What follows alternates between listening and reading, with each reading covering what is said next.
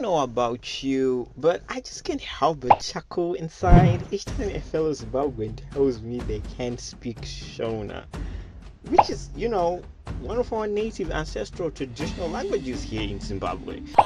Rinonaka vakomana ranyatsokwata zvaro rikashinyira dai uri mutupo wangu ndaisva zvangu ndapera meno ini sadza ndinorida pamariro ndikanonokegwa ndinoita sendinochema mufi. Sadza ndinorida wamai senge nezondo. Okay, maybe not to that extent, but you get the point. Even if they were raised and live with a Shona speaking family, they still do insist. What is that? I can't speak, I can't pronounce other. Or I don't know that. What is that Tuma? It's just too hard. Why don't we talk about Gucci and Gabbana instead? Cause it's much easier. Most of these kind of speakers usually believe by this they are showing off sophistication. This usually happens a lot with our African relatives who have gone to overseas for as little as a few months. Even some people who have never been in the USA or Europe can speak in the same way and say the same things just because they think it's classy. Truth be told, there was a time these people sure did fool me. Did you have breakfast, lunch, or now it's supper? Did you enjoy it, or you haven't eaten yet? But with maturity and after I did my degree in English literature and colonial history and knowing what I know now, I am here to tell you there is nothing more embarrassing to admit. Yes, it's not flashy or classy. It's embarrassing. And this video is here to shed light on why this is so and the famous scholastic arguments that surround this debate.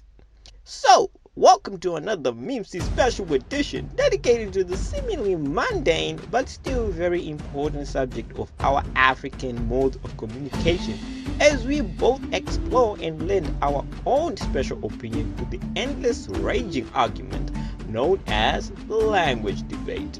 In African colleges, the language issue at the arts department is a very controversial and serious one. A lot of enlightened scholars are divided on this subject, but to really understand what causes this division, you must know the historical context that this debate comes from. Flashback to the 19th century colonization. If you really read through the lines of it, you will realize that colonization simply didn't mean being evacuated from your ancestral land, but also being evacuated from your very way of life that made you people, that made you human. The colonial process does, or any process of domination, is first of all the erasure of the memory of the subjugated, right? You literally erase the memory of who they are, their memories of the past, the memory of their being, as a people.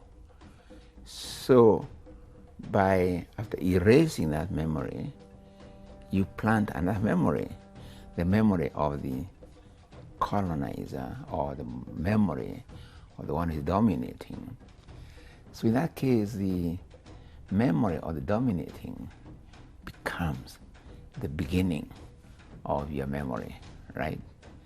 Colonization must always start from the mind in order for imperialism to truly prosper, and psychologically speaking, language and names are an integral component of how the mind feels at home. Something legendary Kenyan writer Ngugi wa Thiong'o correctly observed. And for the European missionaries who came back in the 19th century, where was better to start in killing your African pride than to attack the very means you use to communicate? Yes, your language and names. That's the key. In the case of the conquered, they are made to disconnect with their language and connect with an entirely neo-linguistic system. Across the continent from the late 19th century, Shona and other African languages like it, our African languages were labeled as primitive. Not because they actually were, but it was just a way to strip down the black man's pride into being a mere savage who cannot even build a proper means of communication for himself. A technique used to mentally distance the African from his own native lands before they could physically seize it easily. The names had to be changed from the traditional ones like Matope, Nyatsimba, Dombo to English Christian ones like Sebastian, Paul, or Nelson. Yeah, Nelson Mandela. When I went to school, the lady teacher, Miss Mdingane, asked, "What is your name?" I told him my African name, Kholihlas. She says, "No, I don't want that one. You must have a Christian name." So I say, "No, I don't have one." She says, from today, you are going to be Nelson. This is what caused what we call cultural alienation. Because of this cultural alienation, the channel most European missionaries took. This is where many Africans were converted to Christianity. And most, if not all, of the early African Christian converts often developed this really deep sense of inferiority complex towards the European missionaries that converted them to Christianity, as they were basically made into visitors to this quote new perfect culture they didn't even completely understand, while the one they left behind was rather demonic, and just because of the grand solid reason that the white man told us so. In the hilarious Bonnie Crime, Trevor Noah fiercely satirized this hypocrisy when he wrote, "If you're Native American and you pray to the wolves, you're a savage. If you're African and you praise your ancestors, you're primitive. But when people pray to a guy who turns water into wine, well, that's just common sense, right?" In African literature, this very sudden, abrupt, and often confusing transition from the African culture to the foreign one has given many African authors of the 20th century a lot of source material to write about. That is why the theme of identity crisis in African literature is often a very prolific one, as these mental conflicts of language and culture are very subtle and hard to notice in the person who is enduring them.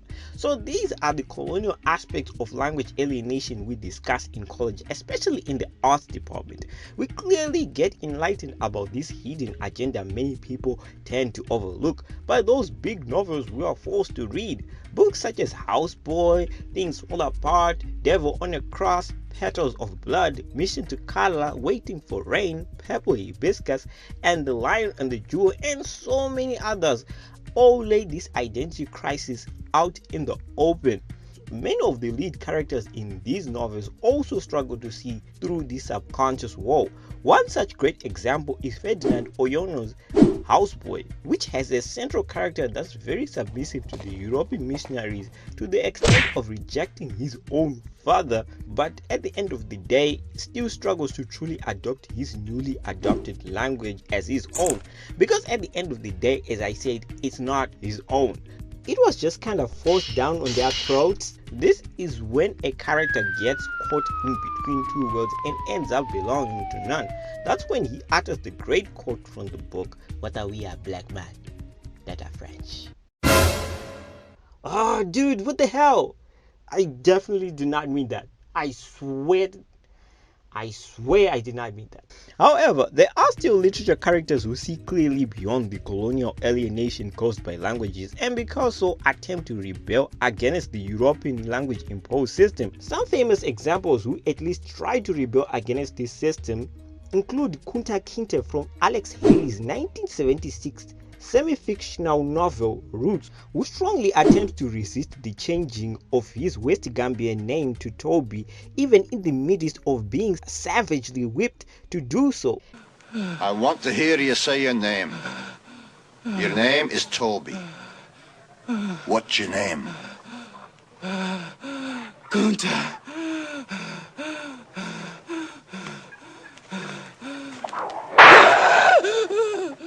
So being the enlightened and well-read bowlers of these African history and literature, many African English lecturers and professors ironically now believe continuously writing or speaking in English, knowing its history, is a modern form of colonization. I wonder why we should continue to write our books in the colonizer's language if we truly want to emancipate ourselves mentally.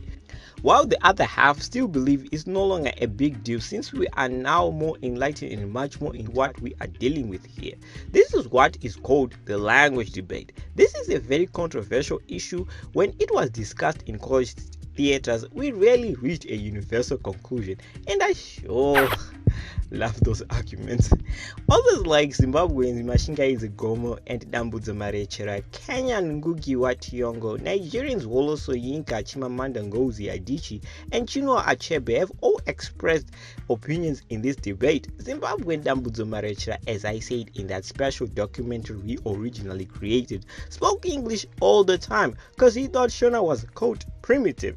He was a legendary speaker and writer of the language, yet he still was very concerned of the impact it had on his psyche, something he called mental rape.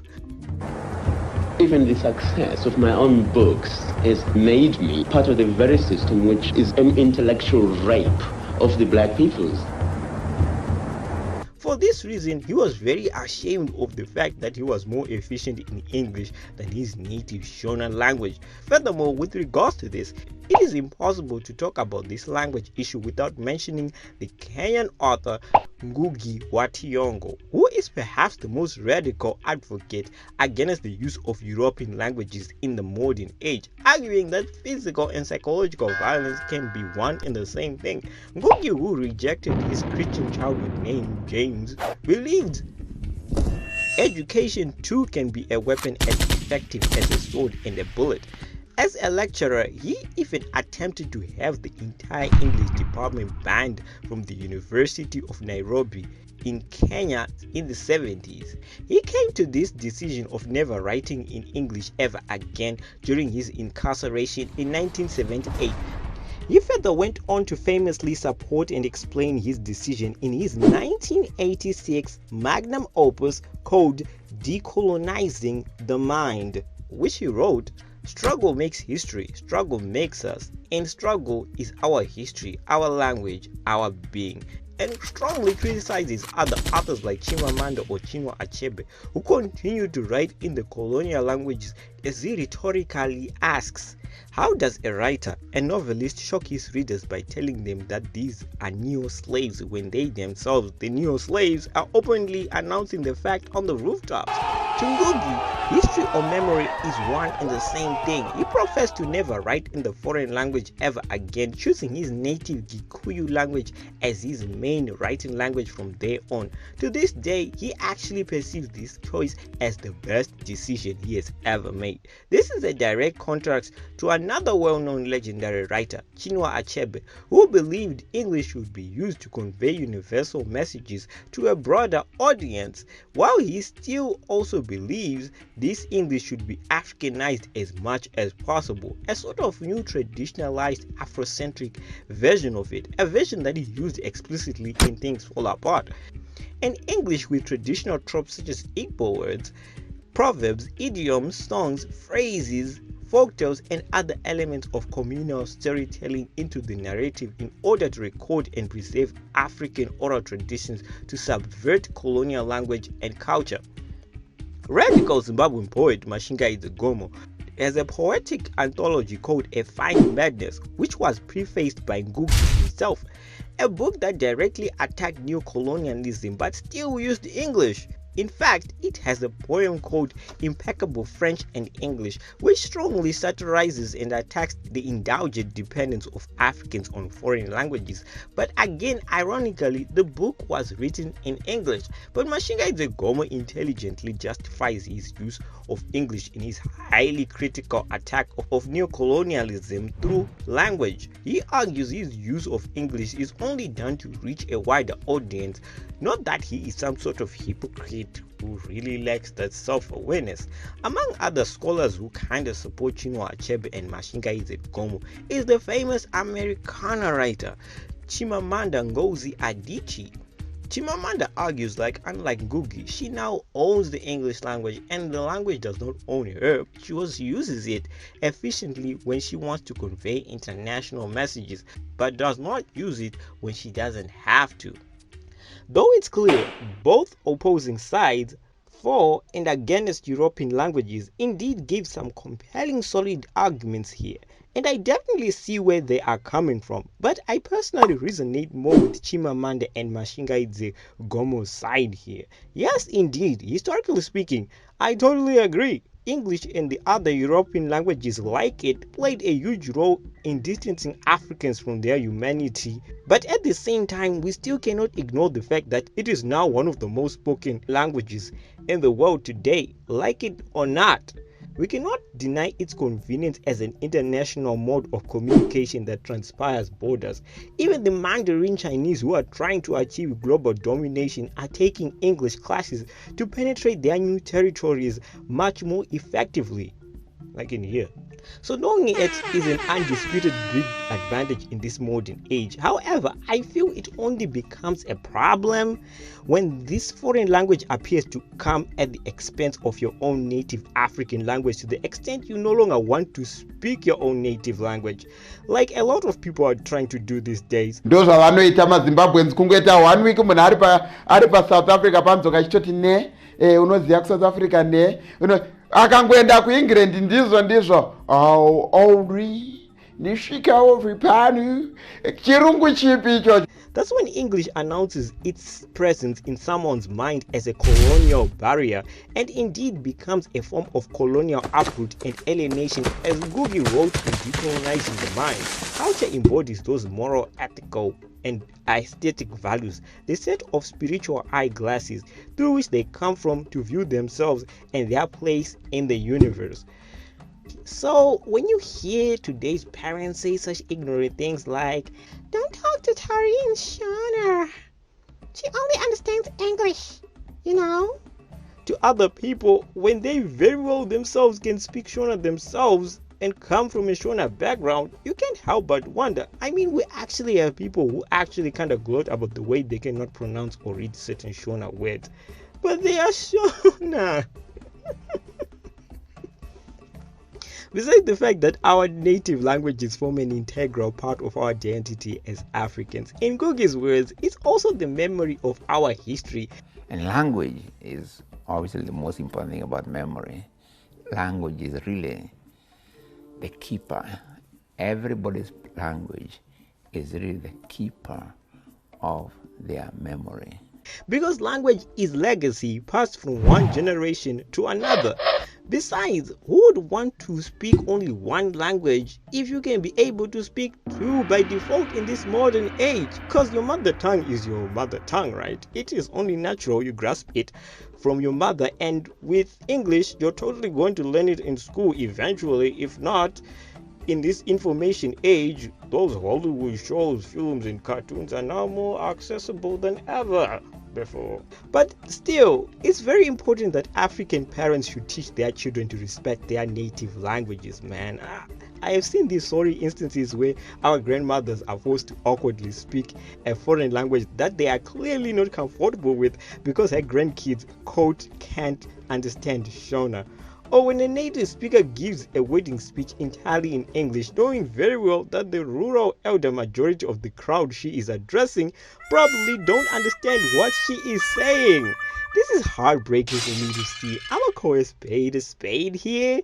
That's just plain ignorance right there. These are cultural alienations such radical scholars like Ngugi fear and wished to avoid when they pledged to never write in English again. Nambuzomare should have believed these two languages, Shona and English, were always at war in his head, but I don't think it has to be that way. Any number of languages can live in harmony in your head. It's all about registers, man. Communication is all about registers. You should use the most appropriate mode of communication in relations to the people you are talking to at that time. If you're addressing people from your own cultural background, use your cultural language. If it's an international setting, you want to reach a wider audience on a mode of communication that most people can probably understand, then you can use the international language. If you can speak the native language of the people you're visiting and addressing, the better. But to add another language to what you have, that's good. You know, I mean, English is not my native tongue, right? I speak Gikuyu or Kiswahili, but you and I are now conversing in English. But there's no reason we couldn't have been discussing the same in Danish, if I knew Danish, or in Gikuyu, if you knew Gikuyu, or in Kiswahili, if you knew Kiswahili, or in Japanese, if both of us knew Japanese. So closing this very awkward video, someone was ironically preaching about the dangers of neocolonialism in the colonizer's language. The reason Mimsi Africa mainly uses English is because it's an international page. It has to reach an international audience and as many people as possible. We use African philosophy to explore universal worldly hidden messages. Yep, that's pretty much it. If Swahili, Ndebele, or Zulu was the most spoken language in the world, then we would totally be using Swahili or Zulu or Ndebele. If Arabic was the most spoken language in the world, then we totally would be writing in Arabic as well and using all those fancy mystical symbols they use. My point is it's alright to speak multiple languages, but guys, know and respect your native language, okay? It should be the first. Like Vawosi, as we say in Shona. It has to be like the eldest wife of your language house. No one can take away the place of the eldest wife. It should always come first. Never forget that. If you feel like you don't have time for it, although that's totally impractical, make time for it, because at the end of the day, no matter how you may try to deny it, you are and will always be African. We have a legacy to protect and carry forward, hey? Ruzambia kwamunoona ndakasungirawo gunda katobereka yangu ndiro chitotangai kupakurira ini zvangu ndisingasarudzi chero nekave chiroro ndipei zvangu ndizhavirire. I'm sorry, I just really love that poem.